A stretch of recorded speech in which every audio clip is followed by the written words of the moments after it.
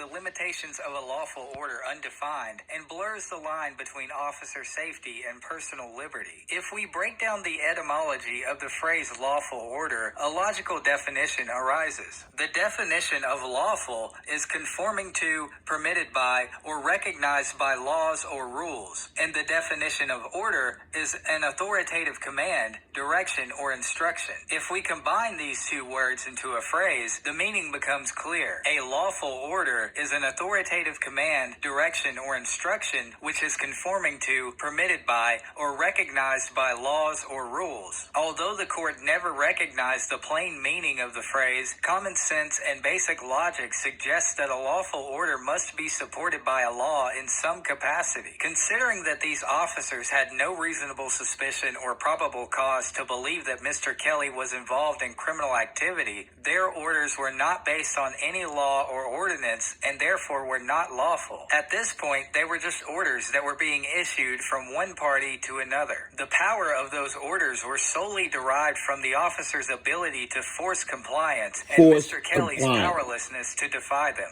Powerlessness. Interlace your fingers with back of your head. What are we being detained for? Answer my question, officer. I know my rights. Page 8 of the Aurora Police Department Directives Manual's chapter on the use of deadly and potentially deadly force clearly... Now,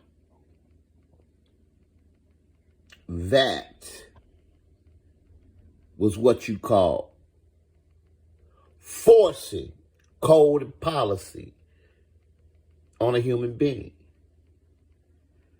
That is what you call terrorism. This is what goes on a daily basis in what you call the African American or the black community. This is what happens to the American people on a daily basis by colonizers, code and policy enforcers. Yes, domestic terrorism, tyranny, forcing code and policy on the American people. This goes on a daily basis. The police are terrorists in our communities. They are not good. They are not heroes. They are terrorists. Plain and simple. Nothing good comes from policy and code enforcing.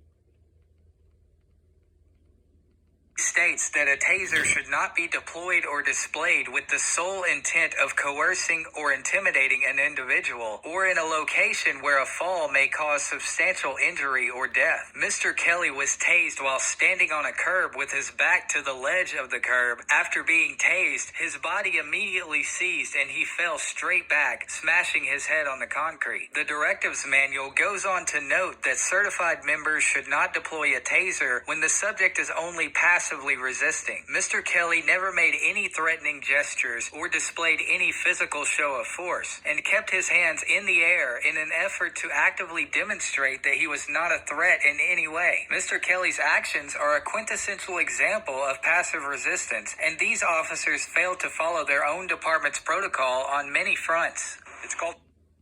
Now, you are about to hear slavery. This is what you call being told by a code and policy enforcer that you are a slave. Listen carefully. Failing to obey a lawful order. What are we being detained for? You're going to jail for failing to obey a lawful order. For what? Failing to obey a lawful order. What? To sit down, put your hands up, turn around. I have a pulled groin. I don't care. Lawful order, you do what you're told. If I can't sit, then what? Then you could lay down. Well, I want to talk. Do what you're told. Do what you're told. No matter what. The police think they are law So if whatever they say you must do, because they, in their mind, think that they are giving you a lawful order because they call themselves the law. That's slavery.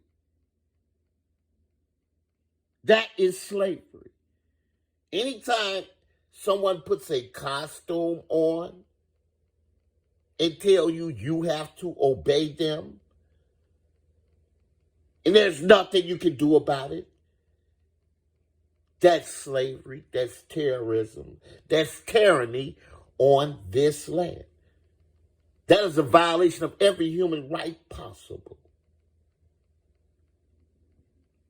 That is a violation of the United States of America's Constitution, Article 6, the Treaty of Peace and Friendship, 1778, the Treaty of 1880, Treaty of Madrid, the right of protection in the People's Republic of Morocco.